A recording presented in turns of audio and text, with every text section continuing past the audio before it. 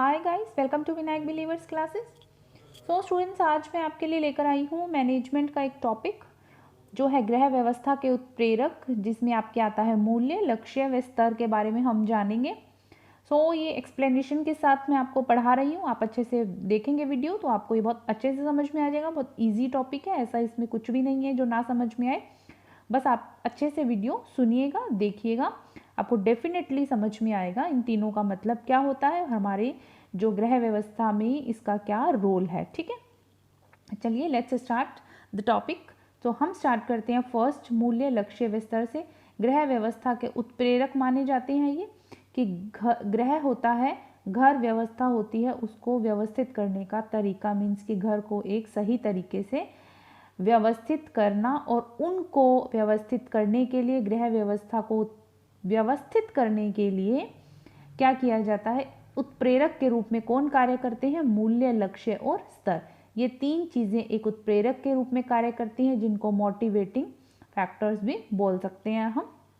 ठीक है, सो हम पढ़ेंगे फर्स्ट मूल्य के बारे में। बेसिकली मूल्य क्या होता है, वैसे आप पढ़ने लगेंगे तो इसका बहुत सारा एक्सप्लेनेशन है, इसकी कोई भी सीमा नहीं है, बट हमें इसको कम शब्दों में अच्छे से इस वर्ड का मतलब जानना है कि बेसिकली मूल्य का मतलब क्या होता है। देखिए, मूल्य क्या है, अनिश्चित, आत्मगत, अस्पष्ट मानवीय व्यवहार का प्रेरक है। मीन्स कि जो मूल्य है वो अनिश्चित होता है, ठीक है, आत्मगत होता है, अस्पष्ट होता है, यानी कि अस्पष्ट जो बिल्कुल स्पष्ट नहीं है, और यही जो चीज़ें हैं, यही जो मूल्य है वो मानवीय व्यवहार को प्रेरित करते हैं। किसी भी कार्य को करने के लिए मानवीय व्यवहार को प्रेरित करता कौन है, मूल्य करते हैं। ठीक है, मूल्य में क्या चीज़ आती है, बेसिकली आपके जैसे जीवन जीना है। ठीक है, हम जीवन जीते हैं, हर इंसान का, हर व्यक्ति का जीवन के प्रेरक बिंदु जो माने जाते हैं वो मूल्य माने जाते हैं, क्योंकि उसी को ध्यान में रखते हुए व्यक्ति क्या करता है,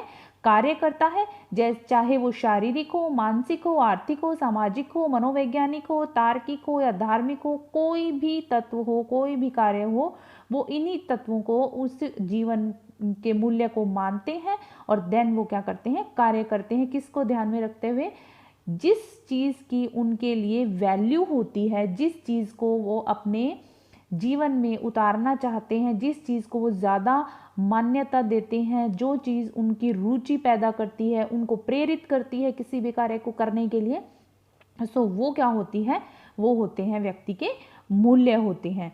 ठीक है, चाहे वो घर में आपको किसी का किसी से रिलेटेड, कोई भी मैटर से रिलेटेड निर्णय लेना हो, अगर जिस व्यक्ति का जिस चीज़ के प्रति जैसा मूल्य होगा, जैसी वैल्यू वो देगा जिस चीज़ को, उसी तरीके से वो उस पर सोच कर सकेगा, विचार कर सकेगा, तर्क कर सकेगा और कार्य कर सकेगा उसी तरीके का। ठीक है, क्योंकि जीवन में जो मूल्य होते हैं वही व्यक्ति को कार्य करने के लिए क्या करते हैं, प्रेरित करते हैं।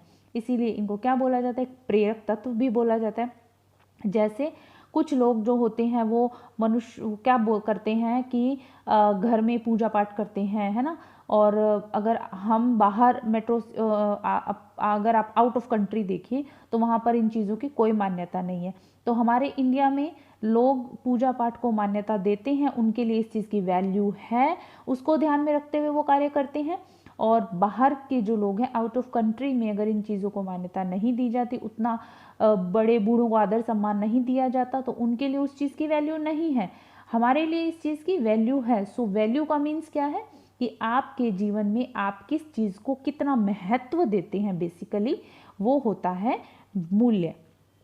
ठीक है, अभी हम इसमें देखते हैं मूल्य का जो प्रकार, मूल्य के प्रकार देखते हैं हम आगे। मूल्य के प्रकार में देखिए, फर्स्ट आ जाता है प्रभुत्व के आधार पर। प्रभुत्व के आधार पर मूल्य दो तरीके का दिया हुआ है, एक तो आंतरिक व साधनात्मक मूल्य, दूसरा आपके दिया गया इसके अंदर आदर्शात्मक व तथ्यात्मक मूल्य।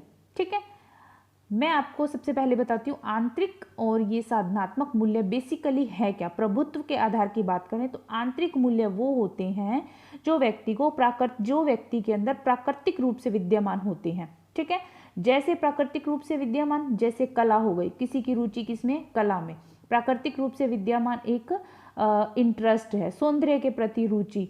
ठीक है, किसी को सुंदरता अच्छी लगती है, उसके प्रति कॉन्शियस होते हैं।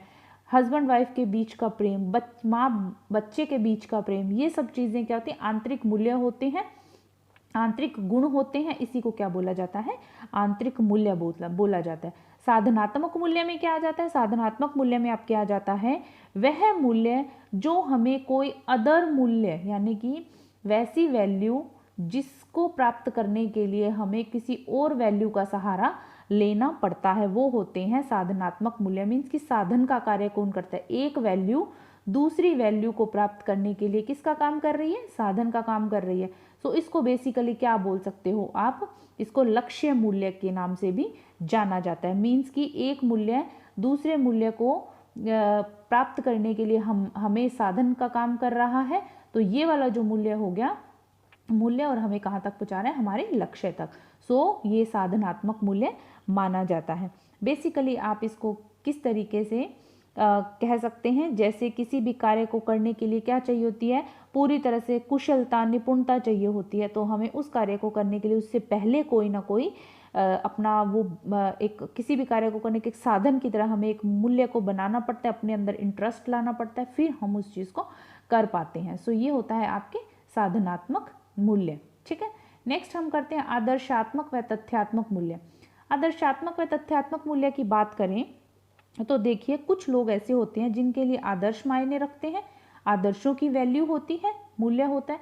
कुछ लोगों के लिए आपके होती है अपनी इच्छाओं की, ठीक है, अपनी इच्छाओं की पूर्ति करनी है, वो अपनी इच्छाओं को प्राथमिकता देते हैं, चाहे उसका नतीजा कुछ भी हो, वो अपनी इच्छा को पूरा करने के लिए किसी न किसी तथ्य को अपनाते हैं। आदर्शात्मक में क्या आ जाता है, जैसे कुछ लोग अपनी संस्कृति को, अपने सही गलत सत्य असत्य इन सब चीज़ों को बहुत ज़्यादा ध्यान में रखते हैं। सो वो क्या करते हैं, उनके लिए सच्चाई ईमानदारी उनके आदर्श माने जाते हैं। सो वो उस चीज़ को ध्यान में रखते हुए कार्य करते हैं, अपने मूल्य बनाते हैं। कुछ लोगों के लिए तथ्यात्मक मीन्स की कुछ लोग ऐसे होते हैं जिनके लिए इच्छा ही मायने रखती है।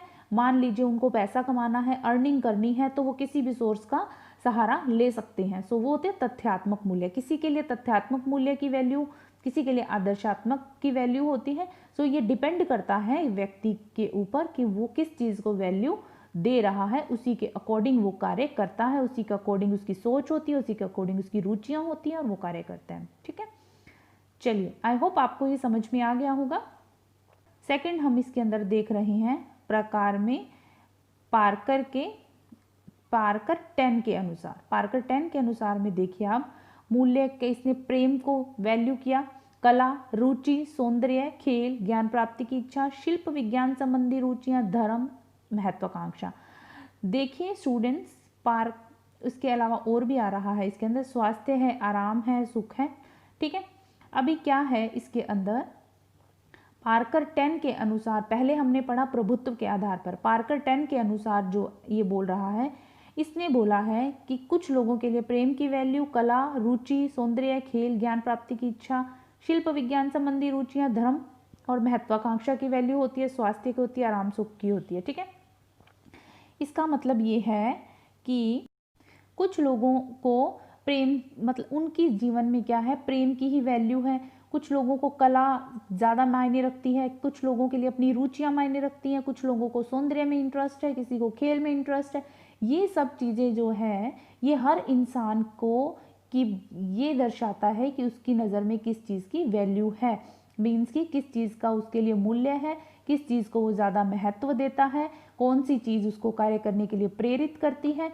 जो भी व्यक्ति जिस भी मूल्य को ध्यान में रखता है, मान लीजिए किसी व्यक्ति को ज्ञान प्राप्ति की इच्छा है, तो ज्ञान प्राप्ति की इच्छा जो है उसको वो ज़्यादा वैल्यू देता है, उसकी नज़र में उसकी महत्ता ज़्यादा हो जाएगी। सो वो उसी के, कोई भी सोच होगी उसकी, कोई भी कार्य करेगा तो वो उसी को ध्यान में रखते हुए करेगा, उसी को अकॉर्डिंग करेगा। सो ये चीज़ आप ध्यान में रखिएगा, आपको ये नाम ध्यान रखने हैं। पार्कर 10 ने क्या दिया है, ये सब चीज़ें दी हैं। ठीक है, नेक्स्ट हम करते हैं पार्कर के अनुसार। चलिए देखते हैं पार्कर के अनुसार, वो था पार्कर 10 के अनुसार, अभी हम देखते हैं पार्कर के अनुसार। थर्ड, फर्स्ट आ जाता है क्रियात्मक मूल्य, सेकंड आता है आपके कल्पनात्मक मूल्य। इन्होंने क्या दिए हैं, 2, क्रियात्मक और कल्पनात्मक। क्रियात्मक का बेसिकली मीन इसमें क्या बताया, ये वे मूल्य होते हैं जो क्या करते हैं वातावरण के साथ, ठीक है, वातावरण के साथ क्या करते हैं, समायोजन करना सिखाते हैं। किसको, व्यक्ति को वातावरण के साथ समायोजन करना सिखाते हैं, अंतःक्रिया करना सिखाते हैं। और इसमें क्या कर सकते हैं, वास्तविकता पर विश्वास कर सकते हैं, क्योंकि वास्तविकता क्या है, हमारे जो सामने है, यानी कि नेचर, प्रकृति है ना, वातावरण हमारे आसपास का। सो ये है क्रियात्मक मूल्य। कल्पनात्मक मूल्य क्या होते हैं, कल्पनात्मक मूल्य वे होते हैं जैसे कि कला, सौंदर्य की अभिव्यक्ति कर से प्राप्त करो, संतुष्टि कर सकते हैं हम, है ना। ये क्या करते हैं, मीन्स की कल्पना क्या है, कल्पना हमारे मस्तिष्क में आती है, मस्तिष्क में इसकी उत्पत्ति होती है। और इसका जो मूल्य है, खेल, कला, रचनात्मकता में संतोष रखना, जैसे कि रचनात्मक कार्य बेसिकली कहाँ आते हैं, मस्तिष्क में आते हैं। कल्पना से संबंधित, चाहे वो खेल से रिलेटेड कल्पना हो, कला से संबंधित कल्पना हो, आपकी सौंदर्य की अभिव्यक्ति से संबंधित कल्पना हो, ये सब तरह की कल्पनाएं जो भी मस्तिष्क में आती हैं, ये कल्पनात्मक के अंदर आ जाता है। ठीक है, ये आपके कल्पनात्मक मूल्य। नेक्स्ट आपके आ जाता है लिंडसे के अनुसार। लिंडसे ने जो दिया है इसमें आपके सिंपल सी बात है, सामाजिक मूल्य, आर्थिक मूल्य, सौंदर्यात्मक मूल्य, सैद्धांतिक, राजनीतिक और धार्मिक। सो स्टूडेंट्स, आपको इन सबके नाम याद रखने हैं, किसने कौन सा दिया था। ठीक है, और मूल्य आई होप आपको समझ में आ रहा होगा। बेसिकली मूल्य होते क्या हैं, जिस चीज़ की हमारी ज़िंदगी में, हमारे जीवन में महत्ता होती है, जिस चीज़ को हम ज़्यादा महत्व देते हैं, जिस चीज़ को ध्यान में रखते हुए हम कार्य करते हैं, वो मूल्य होते हैं। ठीक है, आगे आता है आपके सामाजिक मूल्य। देखिए, सामाजिक, कुछ लोगों के लिए सामाजिक मूल्य मायने रखते हैं कि व्यक्ति सामाजिक प्राणी है, वो जिस समाज में रहता है तो उसको वहाँ के क्या करने पड़ते हैं, ड्यूटीज़ को निभाना पड़ता है। ठीक है, जैसे कुछ लोग आपने देखा होगा कि सामाजिक कार्य बहुत से करते हैं, जैसे किसी गरीब बच्चे की फीस दे देना, ठीक है, अनाथ आश्रम में जाकर खाना दे देना, तो गरीब लोगों को खाना दे देना, इस तरह की जो हेल्प करते हैं। ठीक है, ये होते हैं आपके सामाजिक मूल्य, कुछ लोगों के लिए मायने रखते हैं। कुछ लोगों के लिए आर्थिक मूल्य मायने रखते हैं, मीन्स कि वो क्या करते हैं, को व्यक्ति, परिवार व समाज के लिए क्या करते हैं, धन रहना आवश्यक है। सो उनको होता है कि हमारा परिवार जो है वो धन के बिना सुखी नहीं रहेगा। सो धन के बिना कल्पना नहीं की जा सकती जीवन की। सो वो क्या करते हैं, धन को ज़्यादा महत्व देते हैं, नए नए उपकरण खरीदते हैं, महंगे महंगे ज्वेलरी खरीद कर देते हैं घर वालों को, है ना, बड़ा सा मकान बनाते हैं। सो उनके लिए आर्थिक चीज़ों की वैल्यू है। सौंदर्यात्मक में क्या आता है, कुछ लोगों के लिए क्या होता है, जीवन को सुख से जीना, आनंद में जीना, उनके लिए सौंदर्यात्मक मूल्यों के लिए अमूल्य स्थान होता है। मीन्स कि उनके लिए क्या होता है, सौंदर्यात्मक मूल्य इतने मायने रखते हैं कि जैसे कला के प्रति किसी की रुचि होती है ना, आर्ट के प्रति, किसी को सौंदर्य के बारे में जानना, प्रशंसा आदि में रुचि रखते हैं, कविता लिखना, डांस करना, है ना, पेंटिंग करना, इस तरह की जो होती है, किसी को म्यूज़िक में इंटरेस्ट होता है, किसी को पेंटिंग में, किसी को स्टिचिंग में। सो ये सब चीज़ें सौंदर्यात्मक के अंदर आ जाता है कि उनके लिए अपनी ज़िंदगी को सौंदर्य रूप देना, ठीक है, उस चीज़ का मूल्य होता है। सैद्धांतिक मूल्य में क्या आ जाता है, जीवन में सफलता प्राप्त करनी है अगर किसी व्यक्ति को, तो वो क्या करता है, सिद्धांतों को अपनाता है। ठीक है, सो ये आता है सिद्धांतिक, मीन्स की बौद्धिक शक्ति के द्वारा सत्य को मानना, खोजना, आत्मसात करना, है ना, ये सब रुचियाँ, लाइक विज्ञान की सहायता से नए नए उपकरणों की खोज करना। मीन्स कि वो क्या करता है, अपने जीवन में सिद्धांतों को मूल्य देता है, यानी कि कोई भी चीज़ है ना, उसके ऊपर उसके सिद्धांत होंगे। ठीक है, सो ये होता है सिद्धांत। राजनैतिक के अंदर क्या आ जाता है, कुछ लोगों को प्रशासनिक कार्य में इंटरेस्ट होता है, कुछ लोगों के लिए प्रशासनिक कार्य की ज़्यादा रुचि होती है, उसके लिए ज़्यादा महत्ता होती है, सो वो वैसा कार्य करता है।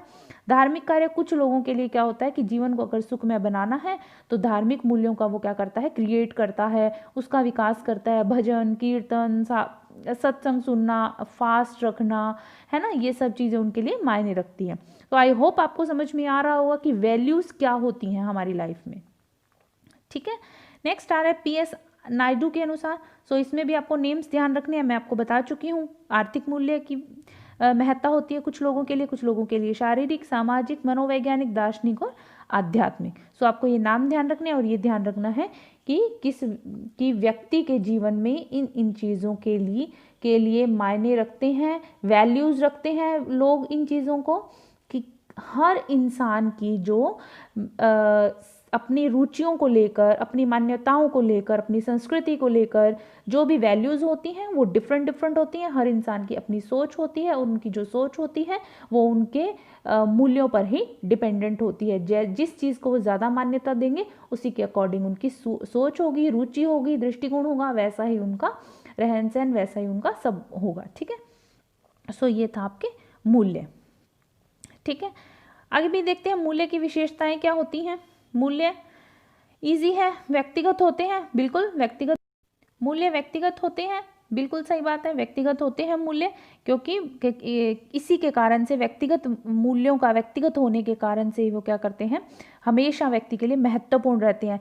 कभी भी ऐसा नहीं हो सकता कि हमें कोई दूसरा ये बोल दे कि ये चीज़ ज़्यादा बेटर है, इसका ज़्यादा महत्व है मेरी नज़र में, तो उस चीज़ को आप अपना लोगे। आप जल्दी से नहीं अपनाओगे, क्यों? क्योंकि जब तक आप खुद उस चीज़ को वैल्यू नहीं करोगे, जब तक आप खुद इस चीज़ को नहीं अपने अंदर लाने की कोशिश करोगे, तब तक आपके लिए उस चीज़ की वैल्यू नहीं हो पाएगी। इसीलिए हमने अपने आसपास भी देखा है, फ्रेंड्स में, सिस्टर्स में, अपने ही घर के अंदर अपने ही एक साथ रहने वाले भाई बहनों के भी इंटरेस्ट अलग अलग होते हैं, उनके लिए हर चीज़ की वैल्यूज़ भी अलग अलग होती हैं। इसीलिए क्या है, मूल्य क्या होते हैं, व्यक्तिगत होते हैं। स्थायी व अस्थायी दोनों प्रकार के होते हैं। तो देखिए, स्थायी व अस्थायी में क्या होता है, स्थायी मूल्य वे होते हैं जैसे शक्ति हो गई, प्रतिष्ठा, अपनी इमेज, अपना रेपुटेशन, सक्सेस अपनी, है ना, सफलता हो गई, ये वास्तविक मूल्य जो होते हैं ये स्थायी होते हैं। लेकिन जो अस्थायी मूल्य होते हैं इनमें क्या आ जाता है आपके, ये जो अस्थायी मूल्य होते हैं ये परिवर्तित होते रहते हैं, स्लो इनका प्रभाव दिखाई देता है। जैसे एक पीढ़ी से दूसरी पीढ़ी के अंदर जाते जाते तक चेंजेस नज़र आएंगे। जैसे मदर से ले लिया जाए तो बेटी का मीन्स कि जिस मदर की नज़र में जिस चीज़ की वैल्यू थी, बेटी की नज़र में हो सकता है उस चीज़ की वैल्यू ना हो, कुछ अलग इंटरेस्ट हो।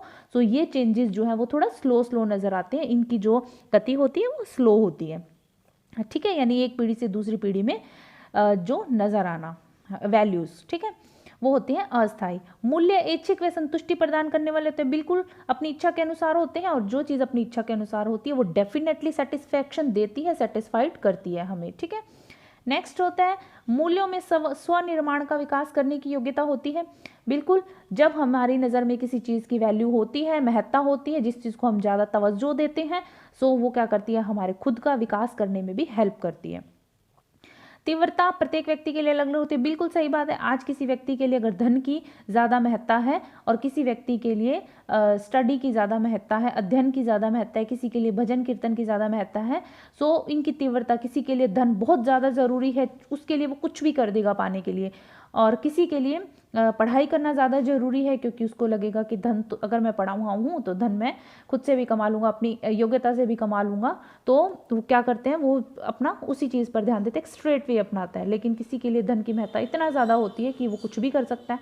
सो ये तीव्रता जो होती है हर एक व्यक्ति की अलग अलग होती है। ठीक है, मूल्य जो होते हैं निर्देशात्मक होते हैं, बिल्कुल निर्देशात्मक होते हैं, तभी तो व्यक्ति को कार्य करने के लिए प्रेरित करते हैं। संस्कृति के परिचायक होते हैं, संस्कृति जिन व्यक्तियों के लिए संस्कृति की मूल मान्यता होती है, जैसे किसी परिवार में, समाज में, राज्य को अगर हमें पहचानना है तो किससे पहचानेंगे हम, उसकी संस्कृति से पहचान जाते हैं हम। ठीक है, सो संस्कृति के परिचायक होते हैं मूल्य। उसके अलावा व्यक्तित्व निर्माण में सहायक होते हैं, बिल्कुल व्यक्तित्व के निर्माण में भी मूल्य सहायक होते हैं, क्योंकि जो व्यक्ति का इंटरेस्ट है वही उनको कार्य करने के लिए प्रेरित करता है, वही वैल्यूज़ को बताता है कि उसकी नज़र में किस चीज़ की वैल्यू है, वही उसके व्यक्तित्व का, वैसा ही उसके व्यक्तित्व का निर्माण होता है। धनात्मक व ऋणात्मक होते हैं, बिल्कुल सही बात है। मूल्य जो होते हैं वो धनात्मक भी हो सकते हैं, ऋणात्मक भी हो सकते हैं। तो ये डिपेंड करता है व्यक्ति के इंटरेस्ट पर, किस चीज़ को वो ज़्यादा महत्ता देता है। ठीक है, जैसे कि कुछ लोग जो होते हैं दूसरे व्यक्ति पर निर्भर होते हैं, और एक मान लीजिए कोई व्यक्ति है, बुद्धिमान व्यक्ति, अपने स्वभाव के कारण वो हमेशा क्या करता है, पॉजिटिविटी ढूंढता है ना, पॉजिटिव चीज़ों को वैल्यू करता है। कुछ लोग ऐसे होते हैं जो थोड़ा दिमाग, मतलब उनका ऐसा रहता है, हर वक्त वो हर चीज़ में नेगेटिविटी ढूंढते हैं। तो ये जो मूल्य होते हैं वो धनात्मक और ऋणात्मक भी होते हैं। मूल्यों को नापा व अध्ययन किया जा सकता है। मूल्यों को बिल्कुल नापा व अध्ययन कैसे किया जा सकता है, मूल्य जो होते हैं, गुणात्मक मूल्य जो होते हैं उनको नापना मुश्किल है, लेकिन जो आपके गुणात्मक मूल्यों की विधि जो होती है, मीन्स कि आपके कैसे करेंगे, कम, ज़्यादा, अधिक अच्छा बुरा, अधिक अच्छा अधिक बुरा, कम अच्छा कम बुरा, सो इस तरह से आप गुण नाप सकते हैं इसको। वैसे जो गुणात्मक मूल्य होते हैं उनको जो नापना है वो थोड़ा मुश्किल होता है, उनको आप सिर्फ अभिव्यक्त कर सकते हैं लेकिन आप उसको नाप नहीं सकते। ठीक है, ये था आपका मूल्य। नेक्स्ट चलते हैं हम लक्ष्यों की तरफ। देखिए लक्ष्य क्या होते हैं। लक्ष्य आपके मूल्यों की अपेक्षा अधिक स्पष्ट होते हैं। बिल्कुल, हमें क्या लक्ष्य प्राप्त करना है, हमें हमें कौन सी हमने आगे चलकर किस चीज़ को पाना है, वो होता है लक्ष्य। और लक्ष्य स्पष्ट होते हैं, जैसे कि मूल्य अस्पष्ट होते हैं। मैंने आपको पीछे बताया था मूल्य जो होते हैं वो अस्पष्ट होते हैं, लेकिन लक्ष्य बिल्कुल क्लियर बताया है कि लक्ष्य जो होते हैं स्पष्ट होते हैं। हमें पता है हम अपने फ्यूचर में क्या पाना चाहते हैं, हमारे आज की जो क्या नीड है, जो तात्कालिक लक्ष्य हमें कैसे उनको पूरा करना है, हमारे सामने होते हैं, तो वो क्या होते हैं, स्पष्ट होते हैं। ठीक है, लक्ष्यों के प्रकार देखिए क्या होते हैं। प्रकार में देखिए क्या आता है। लक्ष्य बेसिकली हम लक्ष्यों को प्राप्त करने के लिए हर वक्त हर दिन प्रयत्नशील रहते हैं, वे होते हैं लक्ष्य। प्रकार में आता है तात्कालिक व अल्पकालिक। ठीक है, तात्कालिक व अल्पकालिक में क्या आ जाता है, या फिर आपके इसमें आता है साधन समाप्ति। तात्कालिक में ये सेकंड आपके आ रहा है और ये दीर्घकालिक आपके आ रहा है थर्ड। ठीक है, ये आपके सेकंड है साधन समाप्ति। फर्स्ट आ रहा है तात्कालिक व अल्पकालिक। तात्कालिक व अल्पकालिक क्या होते हैं, जिनको उसी वक्त पूरा करना है। जैसे कि आपके हम घरों के काम करते हैं, गृह सज्जा हो गई, बर्तन साफ करना हो गया, कपड़े धोना, हमें पता है हमें आज कपड़े धोने हैं, आज हमें बर्तन साफ करने हैं, आज हमें झाड़ू लगाना है, आज हमें ये करना है। घर का जो रूटीन का काम है वो हमारे डेली के लक्ष्य होते हैं, तात्कालिक होते हैं, अल्प समय के लिए होते हैं, अल्पकालिक होते हैं, मतलब उसी समय करने वाले और उसी टाइम उसी और जल्दी होने वाले, ये होते हैं तात्कालिक लक्ष्य जिनको हमें पूरा करना होता है। ठीक है, घर में हर दिन हर वक्त लक्ष्य हमारे होते हैं करने वाले। दूसरा आता है साधन समाप्ति। साधन समाप्ति का मीन्स होता है जैसे कि आपके कोई बिल आ गया, ठीक है, मान लो बिजली का बिल आ गया है, आपके वाटर का बिल आ गया है, आपको उसको जमा करवाना, तो वो क्या होता है साधन समाप्ति। मीन्स कि हमें अपना काम पूरा करना है, बिल भुगतान के लिए पैसा जमा करना है, ये होता है। ठीक है, ये होता है साधन समाप्ति। ये नंबर 2 पर आ रहा है और आपके नंबर 3 पर आ रहा है दीर्घकालिक। दीर्घकालिक लक्ष्य कौन से होते हैं, जो लंबे जिनका टाइम क्या होता है लंबा होता है। जैसे कि आपका दीर्घकालिक लक्ष्य क्या है, हम इन फ्यूचर क्या करेंगे, मकान बनाएंगे। ठीक है, हमें क्या करना है, बच्चों को हायर स्टडीज़ देना है, उच्च शिक्षा बच्चों के लिए देनी है। ठीक है, ये सब चीज़ें हैं, उच्च शिक्षा ग्रहण करना, ये सब क्या होते हैं, ये लक्ष्य होते हैं। घर में आपने देखा होगा हमारे पेरेंट्स जो होते हैं वो बजट बनाते हैं, है ना, सेविंग करते हैं कि हम इन फ्यूचर एक बड़ा घर लेंगे, हमारे बच्चे बड़े हो रहे हैं, हम हायर स्टडीज़ के लिए उनके लिए पैसा जमा करेंगे, है ना। या हमें खुद को भी होता है कि हमें स्टडी करना है, ये हमारा लक्ष्य है, उच्च स्टडी प्राप्त करना है, हमें उच्च हायर एजुकेशन लेना है, हमें अपने फ्यूचर में ये बनना है वो बनना है। ये क्या होते हैं, दीर्घकालिक लक्ष्य होते हैं। ये सब चीज़ें इसमें आ जाती हैं। ठीक है, जैसे बेटी की शादी करना है, फादर के लिए होता है, मदर के लिए होता है, बेटी की शादी करना है, तो ये क्या है, दीर्घकालिक लक्ष्य होते हैं जिनको वो पहले ही अपना बनाकर चलते हैं।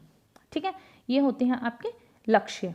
लक्ष्य, आई थिंक आप सबको लक्ष्य के बारे में अच्छे से जानकारी होगी, सो हम पढ़ते हैं इसको। चलिए, लक्ष्य क्या होते हैं, सतत चलने वाली एक स्वाभाविक प्रक्रिया। बिल्कुल सर, लक्ष्य जो लगातार चलते रहते हैं, हर दिन एक नया लक्ष्य बनता है और हम उसको पूरा करते हैं। ठीक है, फर्क सिर्फ इतना होता है, कुछ एक लक्ष्य ऐसे होते हैं जिनकी जो अवधि होती है वो कम होती है, किसी की ज़्यादा होती है। ठीक है, नेक्स्ट आता है समय पर आधारित होते हैं। बिल्कुल, जैसा कि मैंने बताया ये समय पर आधारित होते हैं। कुछ लक्ष्य हमें पता है हमें अभी पूरा करना है, 1 घंटे बाद पूरा करना है, 2 घंटे बाद पूरा करना है, ये डेली करना है। और कुछ लक्ष्य ऐसे होते हैं जो हमें पता है 1 महीने, 2 महीने, 3 महीने भी लग सकते हैं, 4 महीने भी लग सकते हैं, और कुछ ऐसे होते हैं जिसमें सालों भी लग सकते हैं। ये डिपेंड करता है हमारे लक्ष्य पर, जो कि समय पर। परिवर्तनशील होते हैं, बिल्कुल होते हैं, लक्ष्य परिवर्तित होते रहते हैं, है ना। लक्ष्यों की उत्पत्ति मूल्यों से होती है, बिल्कुल सही बात है। जो लक्ष्य होते हैं उनकी उत्पत्ति किससे होती है, मूल्यों से होती है। ये ध्यान रखिएगा, आप इस तरह से ट्रायंगल बना सकते हैं, मूल्य, ठीक है, लक्ष्य एंड आपके स्तर। ठीक है, मूल्य जो है आपके ये बीच में आएगा, क्योंकि लक्ष्य की उत्पत्ति मूल्य से होती है, स्तर की उत्पत्ति भी किससे होती है, मूल्य से होती है। सो ये चीज़ आप ध्यान रखिएगा। ठीक है, नेक्स्ट आता है व्यक्तित्व का विकास करता है। बिल्कुल, हमारे लक्ष्य जो होते हैं वही व्यक्तित्व का विकास करते हैं। और व्यक्तिगत व सामूहिक दोनों होते हैं। लक्ष्यों की प्राप्ति जो होती है वो व्यक्तिगत व सामूहिक दोनों होती है, ये बात भी ध्यान रखिएगा। ठीक है, आपके उसके अलावा इसमें आता है प्रगतिशील प्रकृति होती है लक्ष्यों की। ठीक है, लक्ष्य की जो प्रकृति है वो प्रगतिशील होती है। वो कैसे होती है प्रगतिशील? देखिए, अगर हमें एमए करना है तो हमें उससे पहले क्या करना पड़ेगा? हम पहले प्राइमरी करेंगे, है ना, मिडिल करेंगे, 10th करेंगे, सीनियर सेकेंडरी करेंगे, उसके बाद हम बीए करेंगे, देन हम एमए तक पहुंचेंगे। सो ये क्या है? हमारी प्रगतिशील जो लक्ष्य चल रहा है, तो इसको क्या बोलते हैं? प्रगतिशील प्रकृति होती है लक्ष्य की। समाज से प्रभावित होते हैं, बिल्कुल समाज से प्रभावित होते हैं हमारे लक्ष्य। क्यों? क्योंकि समाज जिन मूल्यों को स्वीकारता है, जिन मूल्यों को वो मान्यता देता है, उन मूल्यों को ध्यान में रखते हुए व्यक्ति क्या करता है? उसी तरह के लक्ष्य जो है वो स्वीकारता है और उसी तरह के लक्ष्यों की तरफ वो अग्रसर होता है। ठीक है, आपके नेक्स्ट आपके इसमें आ रहा है व्यवहारवादी व यथार्थवादी होते हैं। व्यवहारवादी व यथार्थवादी कैसे होते हैं? देखिए, जो लक्ष्य होते हैं इसमें आपके इन्हें जो प्राप्त करना है, उत्तम स्वास्थ्य की प्राप्ति करना, ठीक है, उच्च शिक्षा प्राप्त करना है। लक्ष्यों की प्राप्ति के लिए व्यक्ति हमेशा क्या रहता है? संघर्षशील रहता है, प्रयत्नशील रहता है हर वक्त। ठीक है, सो ये होते हैं आपके व्यवहारवादी व यथार्थवादी। मीन्स की डेली क्या संतुलित भोजन करना, प्रतिदिन नियमित रूप से पढ़ाई करना, एक्सरसाइज करना, संयम तरीके से अपना जीवन जीना। सो ये सब चीज़ें तात्कालिक लक्ष्यों को पूर्ति करता है ना, नित्य प्रति।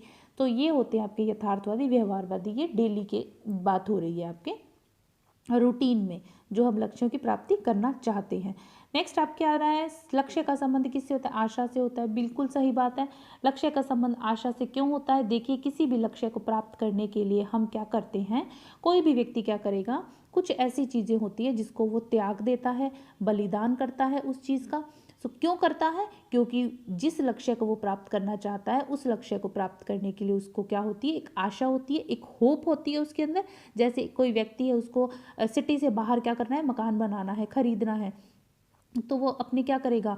और उसके पास पैसा नहीं है, उसके पास इतनी मनी नहीं है, सो वो क्या करता है? उस लक्ष्य को त्याग देता है। क्यों? क्योंकि उसके पास बाहर मकान लेने के लिए पैसा नहीं है, ज़मीन खरीदने के लिए पैसा नहीं है। सो वो क्या करता है? फिर किसी ऐसी जगह पर खरीदेगा जहाँ पर जितना उसके पास मनी है उस हिसाब से उसको मिल जाए। सो व्यक्ति क्या करता है? लक्ष्य जो है, लक्ष्य का संबंध आशा से होता है और वही लक्ष्य वो चूज करता है जो प्राप्त करने की उसको आशा होती है। ठीक है, परिवार जीवन चक्र में परिवर्तन से लक्ष्य में परिवर्तन होता है। बिल्कुल सही बात है। मीन्स कि परिवार में अगर कोई दुर्घटना हो गई, मान लीजिए व्यक्ति जो है, घर का मुखिया जो है, एक्सीडेंट हो गया, कोई मिस हैपनिंग हो गई है, कोई ट्रेजिडी हो गई है उसके साथ, है ना, परिवार पर सडनली कोई आपदा आ गई है ना, सो क्या करते हैं?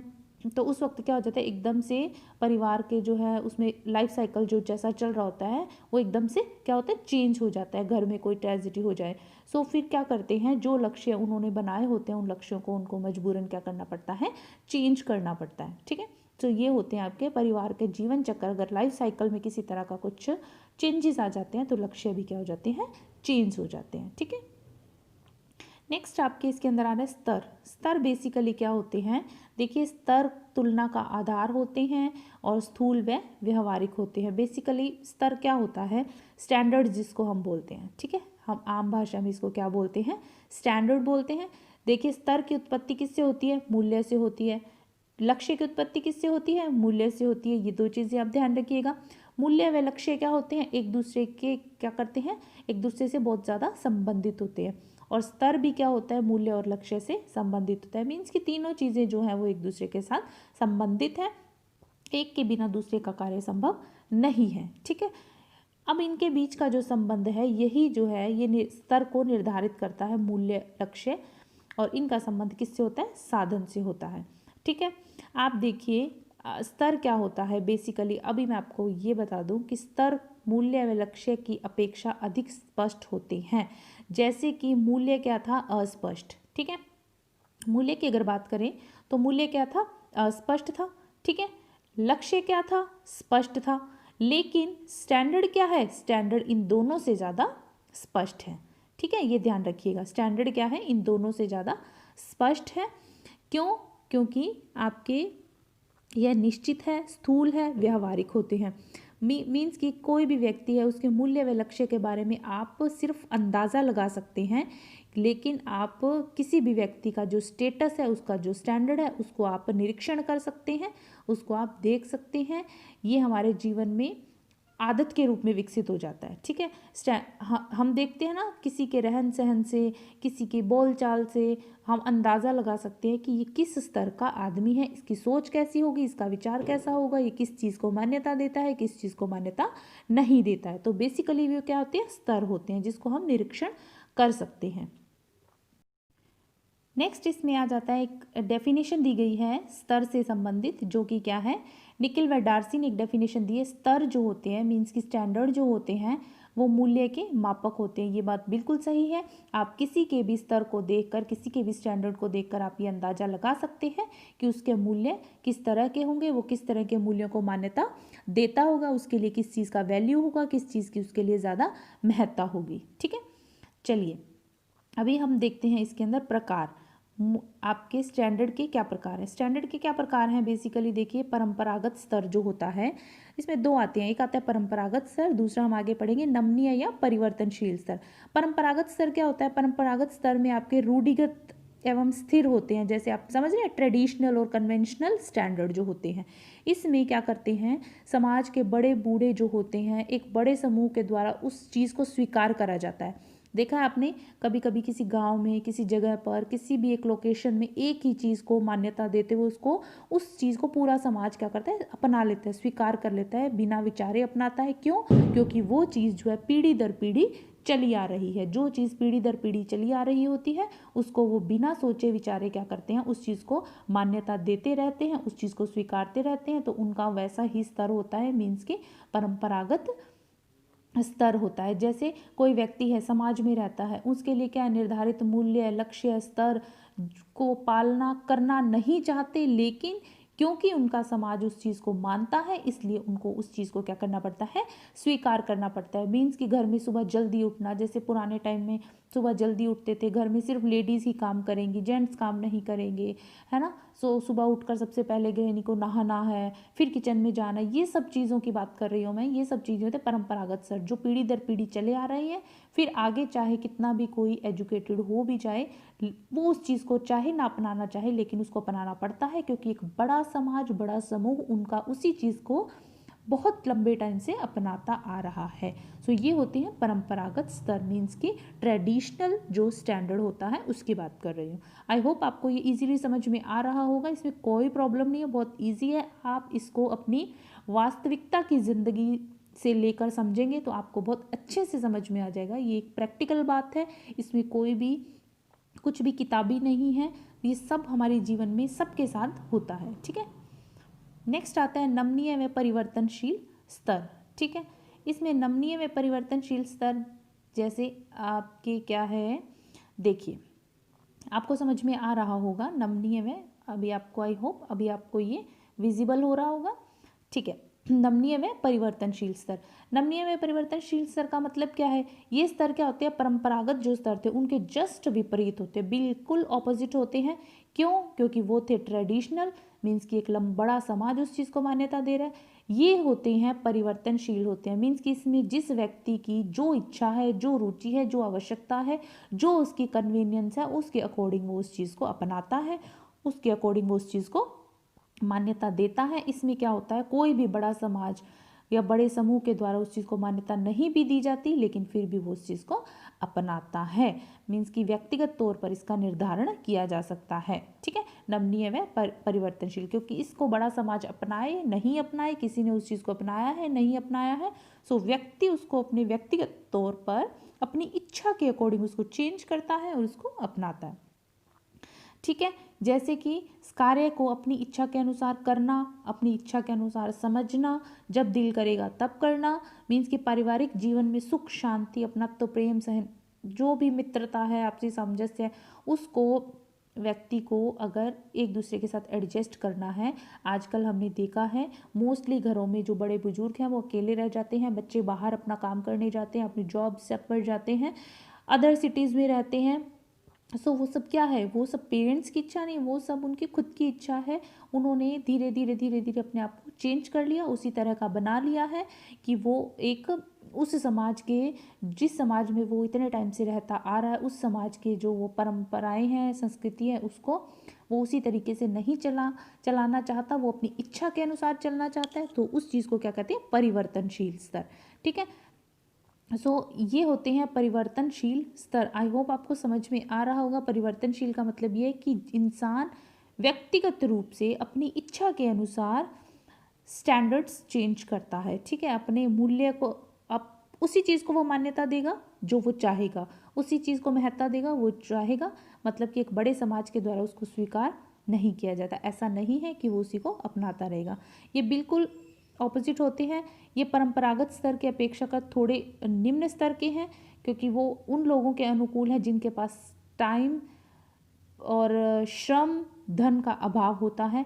ये उन लोगों के लिए, विशेषकर नौकरी पेशा के जो हस्बैंड वाइफ होते हैं, ये उन लोगों के लिए उपयुक्त माने जाते हैं, क्योंकि जिनके पास टाइम कम होता है, जो अच्छी एजुकेशन ले चुके हैं, जो बाहर रहकर, जिनका कोई और सोर्स नहीं है, बाहर रहकर ही उनको अपना काम चलाना है, अर्निंग करना है, टाइम की कमी है, सो उन लोगों के लिए ये जो स्तर है वो ठीक है। लेकिन दूसरों के लिए ये परंपरागत स्तर में देखा जाए तो ये नहीं ठीक है। ठीक है, सो आपको आई होप समझ में आ गया होगा परिवर्तनशील स्तर क्या होते हैं। स्तरों के आगे आता है आपके स्तरों को प्रभावित करने वाले कारक। इसमें स्तरों को प्रभावित करने वाले कारक में मैं आपको बताती हूँ, इसमें फर्स्ट आ जाता है आपके स्तर की उत्पत्ति। मीन्स कि आप किसी भी स्तर को अपना रहे हैं तो आपके लिए ये जानना जरूरी है कि इस स्टैंडर्ड की उत्पत्ति कहाँ से हुई है। और वैसे भी स्टैंडर्ड की जो उत्पत्ति होती है, संस्कृति जो होती है, वो पीढ़ी दर पीढ़ी होती है, पुरानी सभ्यता संस्कृतियों से जुड़ी हुई होती है। ठीक है, तो ये सब जानना जरूरी है, संस्कृत स्तर की उत्पत्ति। दूसरा आ जाता है इसके अंदर स्तर का समय, श्रम और धन की दृष्टि से महत्व। मीन्स कि स्तर की उत्पत्ति पारिवारिक जीवन मूल्यों से होती है। और फिर उसके बाद क्या होता है, जीवन मूल्यों को अपनाना है अगर किसी व्यक्ति को तो आर्थिक परेशानी नहीं होती, वो उसको तब वो उसको अपनाता है। और इसमें कोई भी परंपरागत स्तर पर, कोई भी रूढ़िगत स्तर पर उसे बनाए रखने के लिए समय, श्रम, अधिक धन, सब चीज़ों की आवश्यकता होती है। ठीक है, क्योंकि कोई भी आपको अगर अपनाना है तो समय, शक्ति और धन का अभाव में आप उस चीज़ को नहीं अपना सकते। आप किसी भी स्तर को तभी अपना सकते हैं जब आपके पास समय, शक्ति व धन का अभाव ना हो। ठीक है, समय, शक्ति व धन के अभाव में इस तरह के परिवर्तन आपको कभी कभी करने पड़ते हैं, क्योंकि हमें मैंने आपको लक्ष्य में बताया था कि जिस चीज़ की हमें पूर्ति करनी होती है, लक्ष्य की, जिस लक्ष्य को प्राप्त करने की हमें लगता है कि आशा है, हम उसी में चेंजेस करते हैं। ठीक है, उसके अलावा इसके अंदर आपके और आ जाता है मौलिक मूल्यों से संबंध। ठीक है, मौलिक मूल्यों से संबंध होता है जो कि स्तरों के चयन की कसौटी में क्या करते हैं, आपके मौलिक मूल्यों के स्तर से क्या संबंध होता है, ये जानना जरूरी होता है। क्योंकि कोई भी चयन करता, मूल्य के चयन करने वाला जो है, जिस भी मूल्य को वो अपनाता है, वो पूरी तरह से उनके पास क्या डिपेंड करता है, साधनों पर, कि उसके पास क्या क्या साधन है। ठीक है, सो ये इसके अंदर आता है मौलिक मूल्यों से संबंध। आप लिखना चाहें तो लिख सकते हैं। ठीक है, मौलिक मूल्यों से संबंध की बात हुई है। फिर आपके क्या होता है, स्तर को बनाए रखने के लिए परिवार के सदस्यों पर प्रभाव पड़ता है। समटाइम्स क्या होता है, स्तरों को प्रभावित कौन सी चीज़ करती है, अगर हमें स्टैंडर्ड को बनाए रखना है तो समटाइम्स आपके परिवार के जो सदस्य हैं उन पर इस चीज़ का प्रभाव पड़ता है। कुछ लोग चाहते हैं, कुछ लोग नहीं चाहते हैं, मतलब कि सोच मैच नहीं करती है, उनके ओपिनियंस मैच नहीं करते हैं, सो उस वजह से थोड़ा प्रॉब्लम रहता है। ठीक है, उसके अलावा नेक्स्ट इसमें आ जाता है आपके स्तरों का सामाजिक स्वीकरण। मीन्स कि आप उसी स्तर को अपनाएंगे, उसी तरह का आपको स्तर करना पड़ेगा जैसा कि समाज में स्वीकार किया जाता है। मीन्स कि कई परिवर्तनशील स्तर जो होते हैं परंपरागत स्तरों की अपेक्षा अधिक महत्वपूर्ण एवं गुण वाले होते हैं। सो क्या करते हैं, क्योंकि इन्हें अपनाने में श्रम, शक्ति व धन व्यय होता है, इसलिए क्या करते हैं, यदि इन स्तरों को अपनाने में समाज द्वारा स्वीकृति नहीं मिलती है या मिल भी जाती है तो अधिकांश लोग क्या करते हैं, इन स्तरों को अपनाने लगते हैं। ठीक है, सो इसमें स्तरों के बात ये हो रही है आपके। आई होप आपको ये टॉपिक समझ में आ गया होगा। मूल्य, लक्ष्य व स्तर क्या होते हैं, अगर आप इसको अपनी व्यवहारिक ज़िंदगी से जोड़कर देखेंगे तो आपको डेफिनेटली ये समझ में आ जाएगा। बहुत इजी टॉपिक है, कोई प्रॉब्लम नहीं है। सिर्फ हमारे लैंग्वेज का है थोड़ा सा कि लैंग्वेज हमें इसमें बुकिश लैंग्वेज होती है, बट अगर आप इसको अपनी प्रैक्टिकल लाइफ से जोड़ कर देखें तो आपको बहुत ईजिली ये टॉपिक समझ में आ जाएगा। So thank you so much for watching my video. I hope आपको वीडियो समझ में आ गया होगा, टॉपिक समझ में आ गया होगा। अगर मेरा वीडियो अच्छा लगा हो, लाइक शेयर सब्सक्राइब करना नहीं भूलिएगा, मेरे साथ बने रहिए। Thank you so much, God bless you all, bye.